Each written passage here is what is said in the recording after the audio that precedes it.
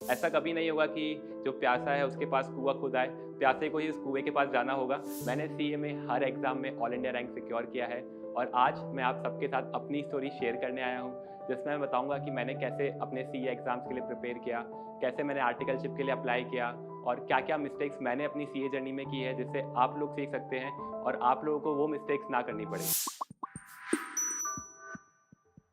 तो मेरी स्टोरी शुरू होती है मेरे होम टाउन से। तो मैं राजस्थान के एक छोटे से शहर भिलवाड़ा से आता हूँ, जिसे टेक्सटाइल सिटी भी कहा जाता है, क्योंकि यहाँ पर बहुत सारी टेक्सटाइल इंडस्ट्रीज़ है और एक्सपोर्ट इंडस्ट्रीज़ है, जहाँ पर टेक्सटाइल का काम किया जाता है।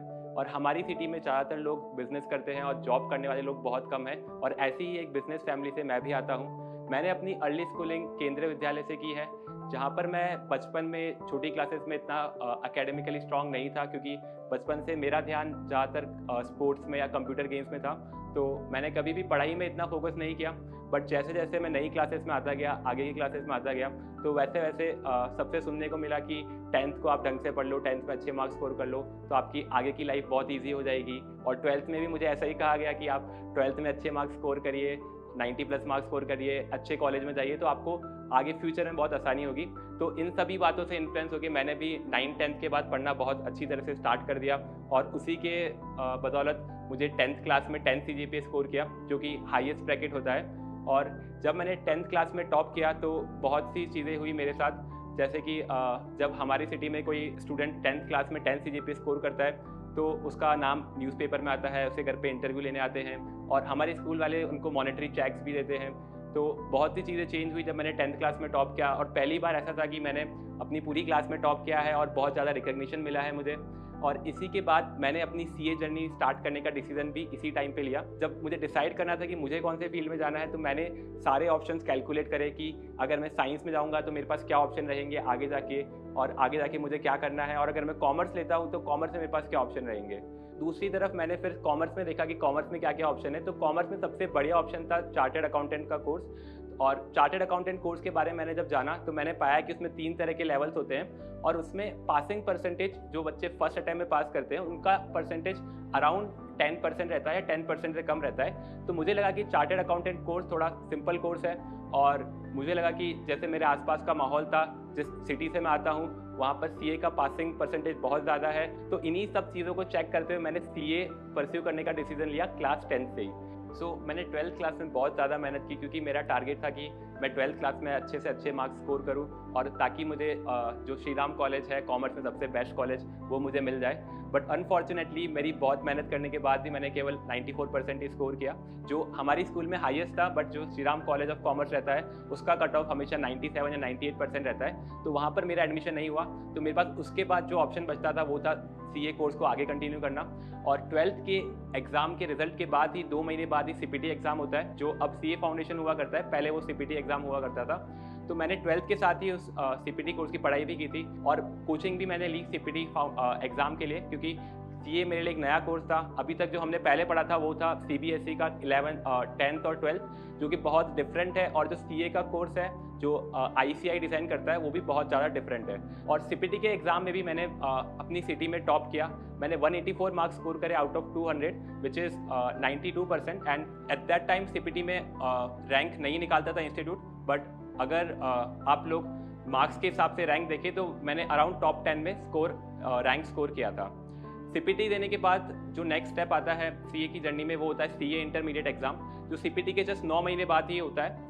तो उन 9 महीने के अंदर आपको सीए इंटरमीडिएट का पूरा सिलेबस कंज्यूम करना होता है, जो कि बहुत बड़ा होता है, जिसको आप अगर ढंग से पढ़ने बैठे तो आपको 2 से 3 साल भी लग सकते हैं, लेकिन इंस्टीट्यूट केवल 9 महीने प्रोवाइड करता है सीए इंटरमीडिएट की पढ़ाई के लिए। तो आपको बहुत अच्छे से प्लान करना पड़ता है कि आपको 9 महीने में कैसे पढ़ना है, कैसे आपको रिवाइज करना है और कैसे आपको मॉक टेस्ट देने के बाद सीए इंटरमीडिएट के एग्ज़ाम में अपीयर करना है। तो मुझे अपनी प्रॉपर गाइडेंस सीए इंटरमीडिएट के लिए अपनी कोचिंग से मिली और अपने सीनियर से मिली कि सीए इंटरमीडिएट के लिए मुझे कैसे पढ़ना चाहिए।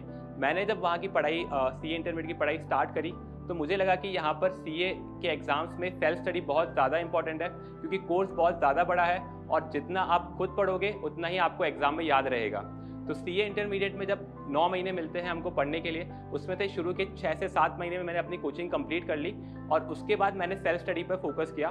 तो उसके बाद मैंने 3 महीने सेल्फ स्टडी करी और मॉक टेस्ट के लिए अपीयर किया और फाइनली जब एग्ज़ाम का दिन था तो उस दिन मुझे बहुत ज़्यादा नर्वस फील हो रहा था क्योंकि पहली बार मैं 12th के बाद ऐसा बड़ा एग्ज़ाम देने जा रहा हूँ, प्रोफेशनल एग्ज़ाम देने जा रहा हूँ और एग्ज़ाम हॉल में बैठते ही मुझे भी बहुत पसीने आने लग गए, जबकि पेपर मुझे आता था।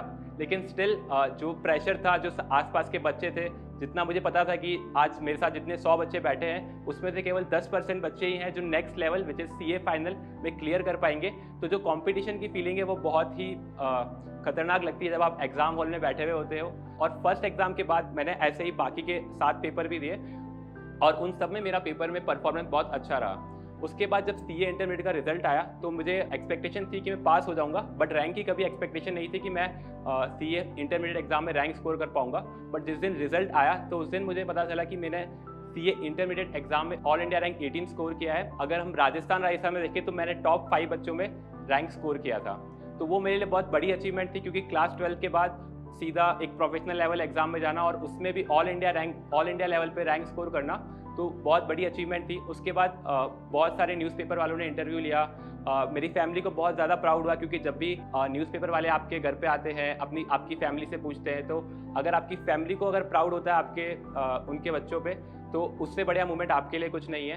तो that is one of the biggest moment when I got a rank in CA intermediate, जहाँ पर मुझे इतनी एक्सपेक्टेशन नहीं थी कि मैं रैंक लेके आ पाऊँगा। केवल पास होने की उम्मीद से मैंने एग्ज़ाम दिया था और जब रैंक मिली तो उसकी बहुत ज़्यादा खुशी थी।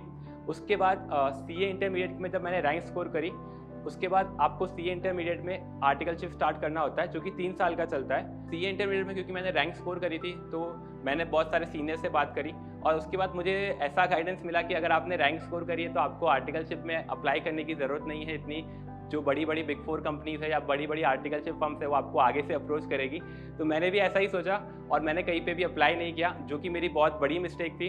तो रिज़ल्ट आने के बाद भी मैं अपने दोस्तों के साथ घूमता रहा, चिल करता रहा और इसी के नतीजे मुझे बाहर जाके रियलाइज़ हुआ कि जो बहुत सारी बिग 4 है वहाँ पर वैकेंसीज कंप्लीट होती जा रही है। तो इसीलिए मैं वहाँ से अपने होम टाउन से मुंबई चला गया बिग 4 और वहाँ की बड़ी टॉप 10 आर्टिकलशिप फर्म्स में अप्लाई करने। तो अगर आप सब लोग भी अगर सीए इंटरमीडिएट में रैंक स्कोर करते हो तो आप ये गलती मत करना कि आप लोग वेट कर रहे हो बिग 4 का या बड़ी टॉप 10 आर्टिकलशिप फर्म्स का आपको अप्रोच करने का। ऐसा कभी नहीं होगा कि जो प्यासा है उसके पास कुआं खुद आए, प्यासे को ही उस कुएं के पास जाना होगा। तो आपको भी खुद ही जाकर आर्टिकलशिप फर्म्स में अप्लाई करना होगा, वहाँ इंटरव्यू देना होगा और उसी के बाद आपका वहाँ पर सिलेक्शन होगा।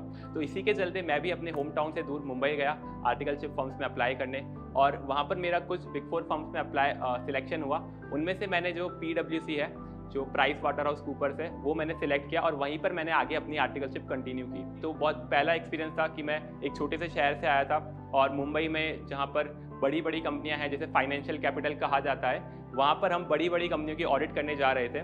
तो जो मेरी आर्टिकलशिप की जर्नी थी वो बहुत ज़्यादा ही एक्साइटिंग थी मेरे लिए, क्योंकि पहला दिन था और पता नहीं था कि वहाँ जाके सीए का काम करना क्या होता है। और यहाँ पर सबको बहुत हाई एक्सपेक्टेशन होती है क्योंकि मैंने सीए इंटरमीडिएट में रैंक स्कोर किया था। तो यहाँ पर जब मैंने ज्वाइन किया है तो यहाँ पर जो सीनियर्स है उनकी भी बहुत हाई एक्सपेक्टेशन है कि उन्होंने एक रैंकर को हायर किया है, तो वो उनकी एक्सपेक्टेशन रहती है कि बाकियों से अच्छा ही परफॉर्म करेगा। जितना हमने पढ़ा था सीए इंटर में और यहाँ पर जो काम था उसमें बहुत ज़्यादा डिफरेंस था। तो शुरू में मुझे भी बहुत स्ट्रगल हुआ कैचअप करने में कि सीए आखिर काम करते क्या है। जो भी हमने बुक्स में पढ़ा था और आज जब उनका प्रैक्टिकल एप्लीकेशन देख रहे थे तो उस पर बहुत ज़्यादा डिफरेंस दिखा। और वैसे जैसा बिग 4 में सुना जाता है कि यहाँ पर बहुत ज़्यादा हेक्टिक लाइफ है और यहाँ पर बहुत ज़्यादा वर्क आवर्स है और यहाँ पे वर्क कल्चर बहुत ज़्यादा स्ट्रेस वाला है, तो वो सब मैंने यहाँ पे ऑब्जर्व भी किया। बट एक चीज़ अच्छी है यहाँ पर कि यहाँ पर जितने अच्छे लोगों के साथ काम करोगे, जितने आप कनेक्शन बनाओगे, तो आपका जो आसपास का एनवायरनमेंट है वो और ज़्यादा स्ट्रेस फ्री होता जाएगा। तो शुरू में जब मैंने ज्वाइन किया तो शुरू के 3 महीने रोज़ हम लोग सुबह 10 बजे आर्टिकलशिप पे जाते थे और रोज़ सुबह रात की 12 बजे या रात की 2 बज जाती थी काम करते करते, और पता ही नहीं चलता था टाइम कब निकल गया। तो शुरू में मुझे बहुत दिक्कत हुई क्योंकि मैं एक छोटी सिटी से आया था और यहाँ पर जब देखा कि यहाँ पर आपको कम से कम 12 से 15 घंटे काम करना पड़ रहा है और जब आप कोई लर्निंग की स्टेज है तब आपसे एक्सपेक्टेशन है कि आप बहुत अच्छा काम डिलीवर करो। तो उस टाइम पे इनिशियली मुझे बहुत ज़्यादा स्ट्रगल हुआ था, लेकिन उस टाइम भी जो मेरे सीनियर्स थे उन्होंने मुझे बहुत हेल्प किया कि कैसे कंटिन्यू करना है, आगे कैसे काम को अप्रोच करना है, और धीरे धीरे ये टाइम भी मेरा निकलता गया।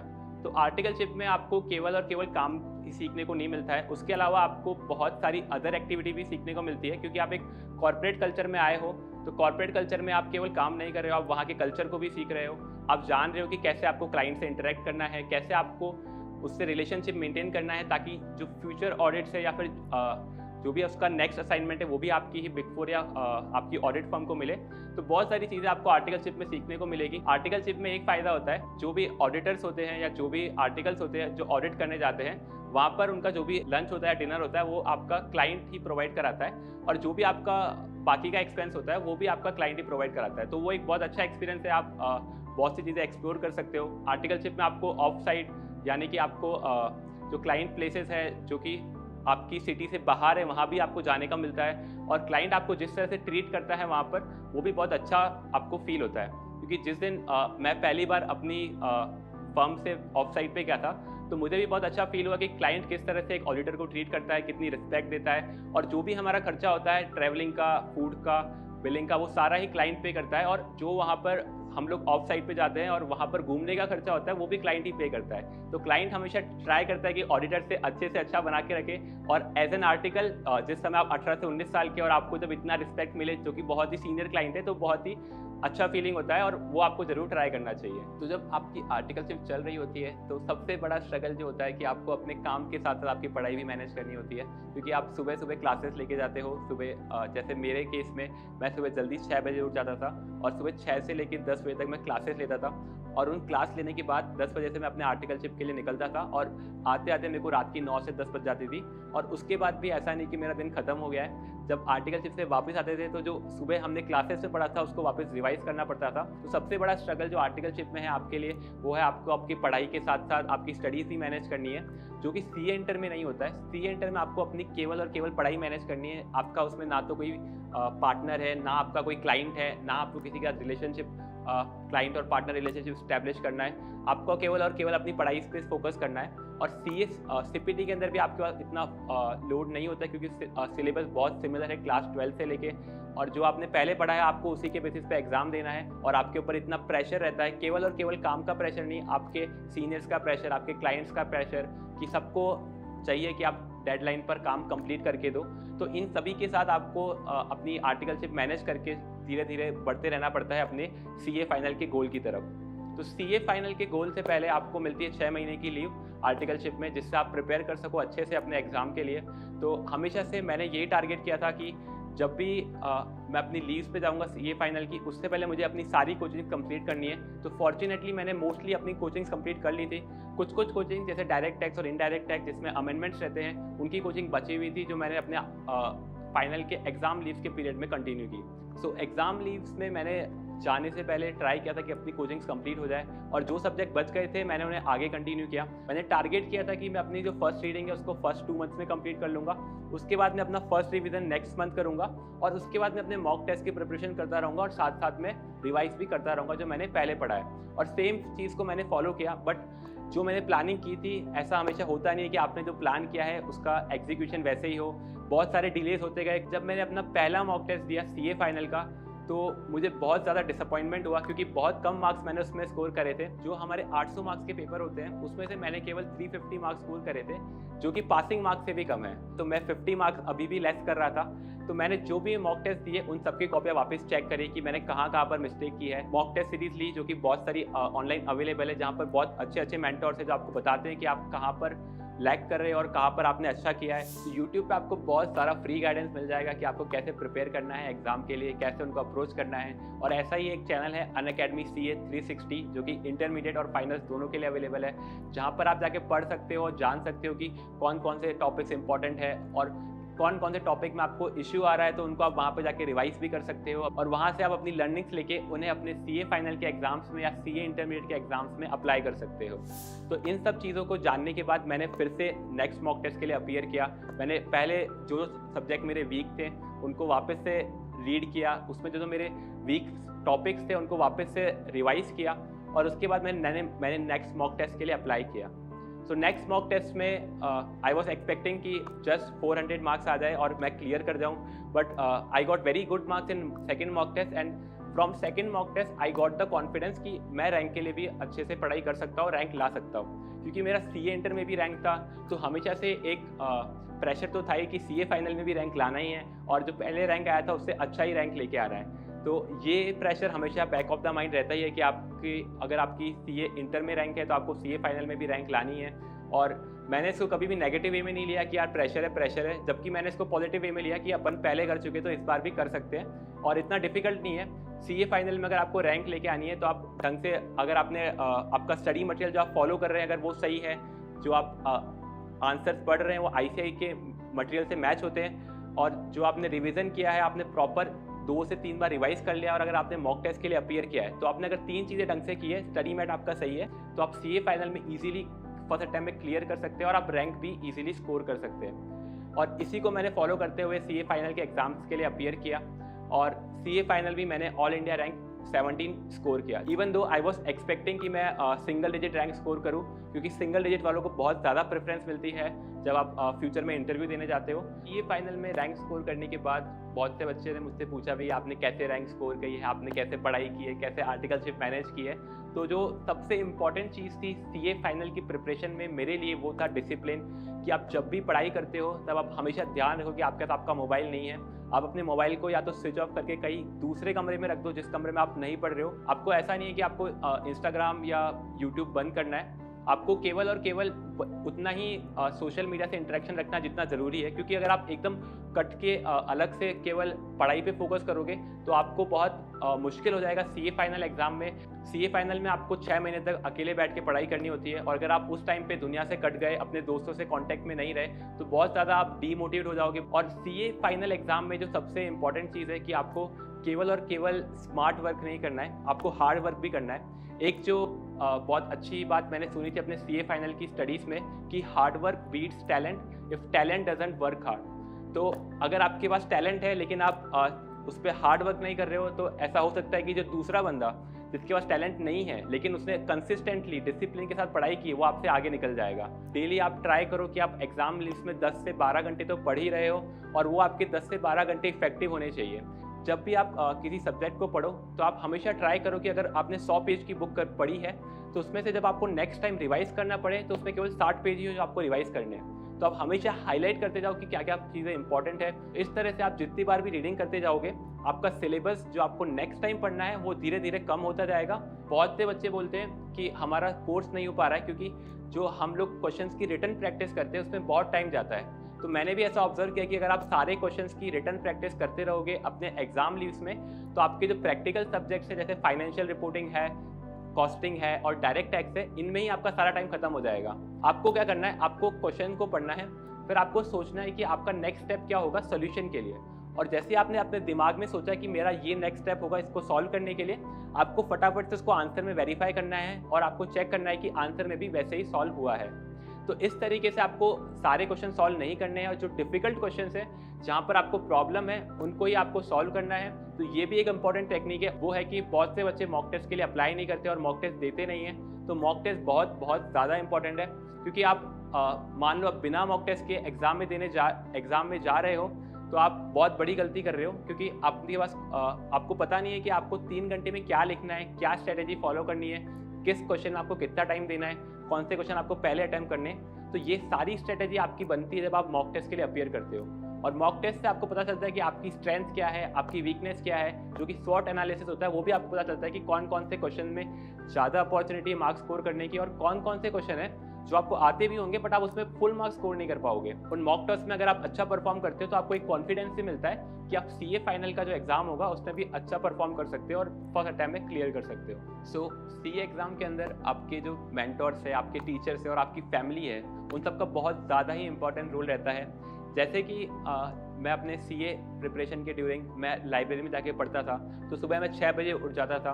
तो जब मैं 6 बजे उठता था तो मेरे पेरेंट्स है, जो मेरी मम्मी है, वो भी सुबह 6 बजे उठ जाती थी, मुझे फटाफट से ब्रेकफास्ट देती थी ताकि मेरा कुछ भी टाइम वेस्ट ना हो। जो फैमिली का सपोर्ट है वो आपके लिए बहुत बहुत ज़्यादा इंपॉर्टेंट है, और वही आपको मोटिवेट करता है कि आप जो पढ़ाई भी कर रहे हो और उसका जो रिजल्ट आएगा उसके एंड रिजल्ट से केवल आप ही प्राउड नहीं होगे, आपके जो फैमिली वाले हैं उनको भी बहुत ज़्यादा खुशी मिलेगी। और उसी के साथ साथ जो आपके मेंटर्स हैं, जो आपके टीचर्स हैं, उनका भी बहुत ज़्यादा कंट्रीब्यूशन रहता है, क्योंकि आपने एक बार तो सब्जेक्ट को पढ़ लिया है लेकिन अब उसको एग्ज़ाम के पर्सपेक्टिव से कैसे पढ़ना है, एग्जाम में उसको आपको उसके आंसर कैसे लिखने हैं, जो भी आपने 3 साल में पढ़ा है उसका आउटपुट आपको 3 घंटे में कैसे देना है, उन सब के लिए आपको केवल वही बंदा गाइड कर सकता है जिसने पहले एग्जाम के लिए अपीयर करा हुआ है। तो इस केस में जो मेरे टीचर्स थे, जो मेरे मेंटोर्स थे जिनसे मैंने क्लासेस ली थी, उन्होंने बहुत अच्छी तरह से गाइड किया। और इसी के बाद जो सबसे इंपॉर्टेंट चीज़ आती है वो आते हैं आपके फ्रेंड्स। तो सीए में जो फ्रेंड्स है उनका बहुत अच्छा कंट्रीब्यूशन रहता है। आपको ऐसा करना है कि आप अपने फ्रेंड्स से कनेक्टेड रहें, उनसे बातचीत करते रहें कि वो लोग क्या कर रहे हैं और आप क्या कर रहे हैं, ताकि आपको पता रहे कि आप कहीं पर गलत तो नहीं जा रहे हैं। उसी के साथ साथ जो एक इम्पॉर्टेंट चीज़ है जो मैं अपनी जर्नी में करना भूल गया और मैं आप सबको एडवाइस करता हूँ कि आप ज़रूर फॉलो करना, वो है कि नेशनल कॉन्फ्रेंस में पेपर प्रेजेंट करना।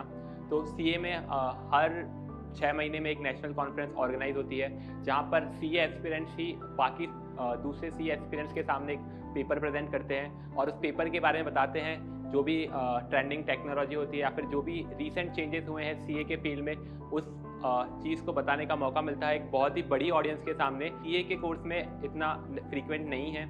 सीए के कोर्स में आपको एकेडमिकली बहुत ज़्यादा स्ट्रॉन्ग बना दिया जाएगा, बट जो कम्युनिकेशन वाइज है या फिर जो आपको एक्सपोजर मिलता है बाकी कोर्सेज में, जैसे एमबीए है जहाँ पर आपको केस स्टडीज़ प्रेजेंट करने का मौका मिलता है, आपको अपने आइडियाज़ प्रेजेंट करने का मौका मिलता है, वैसा सीए में ऐसा कोई प्लेटफॉर्म नहीं है जहाँ पर आप अपने बारे में या फिर अपने कोई आइडिया के बारे में बता सको। Now that I am finally A chartered accountant और मुझे 2 साल भी हो गए हैं सीए कोर्स कंप्लीट करे हुए, रैंक्स सिक्योर करे हुए, तो मुझे बहुत कुछ पता चला है सीए बनने के बाद लाइफ कैसी होती है, क्या क्या आपको अपॉर्चुनिटीज़ मिलती है और आप क्या क्या नया कर सकते हैं। जैसे ही आप अपना सीए क्लियर करते हो तो सबसे पहले जो आपको खुशी मिलती है, आपके पेरेंट्स को खुशी मिलती है, आपकी फैमिली को खुशी मिलती है, वो तो उसकी तो कोई लिमिट ही नहीं है। लेकिन उसके बाद जो आपकी जर्नी स्टार्ट होती है सीए बनने के बाद कि आपको डिसाइड करना होता है कि आपको किस फील्ड में जाना है।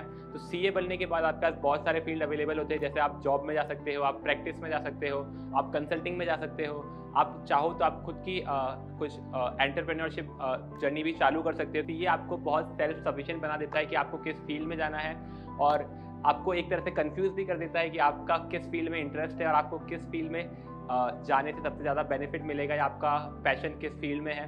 तो इन सब चीज़ों को मैंने भी एनालाइज किया। तो सबसे पहले जो मैंने फील्ड सोचा था वो था जॉब से कंटिन्यू करने का। तो सीए क्लियर करते ही आईसीआई एक कैंपस ऑर्गेनाइज कराता है सभी के लिए, freshly qualified chartered accountants as well as CA rankers.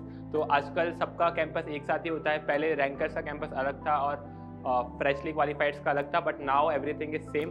सो जो सबसे पहली अपॉर्चुनिटी आपको मिलती है जॉब पाने की वो होता है आईसीआई कैंपस, और आईसीआई कैंपस के अलावा आपको ऑफ कैंपस भी बहुत सारी अपॉर्चुनिटीज़ मिलती है। तो सबसे पहले जब आप आईसीआई कैंपस में जाओगे तो वहाँ पर भी सीए के कुछ मिनिमम सैलरीज है जो इंस्टीट्यूट ने डिफाइन कर रखी है। तो जो रीसेंट कैंपस हुए हैं उसके अकॉर्डिंग जो मिनिमम पैकेज जो फ्रेशली क्वालिफाइड सीएस को अभी मिल रहा है, जो फर्स्ट अटैम्प्ट में क्वालिफाई हुए हैं, वो है 10 से 11 लाख, और आपके अगर मल्टीपल अटैम्प्ट है तो भी आपको 9 से 10 लाख का पैकेज मिल जाता है। और अगर आपने रैंक स्कोर किया है तो रैंक से आपको एडिशनल बेनिफिट मिलता है। रैंक से आपको बहुत सारी कंपनियां शॉर्ट लिस्टिंग कर लेती है।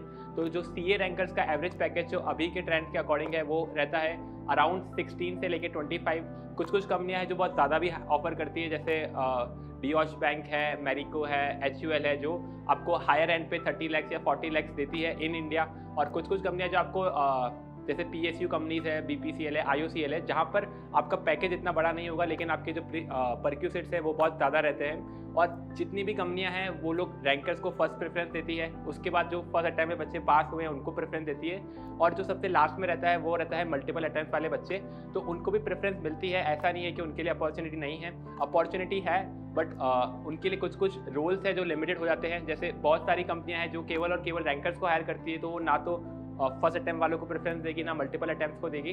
तो इस तरह से हर कंपनी के कुछ प्रेफरेंसेस होते हैं और वो सब आपके रिजल्ट पे डिपेंड होते हैं। अगर आपने बहुत अच्छा स्कोर किया है, रैंक स्कोर किया है, तो आपके लिए सारे दरवाजे ओपन है, आप किसी भी कंपनी में जा सकते हैं और ये बात फिक्स है कि आपका इंटरव्यू वहाँ पर होगा। लेकिन अगर आपने रैंक स्कोर नहीं किया है या फिर आप मल्टीपल अटैम्प्ट्स हो गए हैं तो ऐसा भी हो सकता है कि कुछ कंपनी आपका इंटरव्यू ही ना ले। तो इनिशियली जो आपका जर्नी होती है वो सब आपके सीए में आपने सीए फाइनल में कितने नंबर कितने मार्क्स स्कोर करे हैं, कैसे आपने उसमें परफॉर्म किया, उस पर डिसाइड होती है।